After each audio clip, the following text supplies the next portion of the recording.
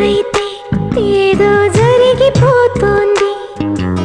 పెదవి చివరి పలకరింపు నిలిచిపోతోంది కొత్త నేస్తం కాదుగా ఇంత కంగారెందుకు ఇంతవరకు లేదుగా ఇప్పుడు ఏమైందో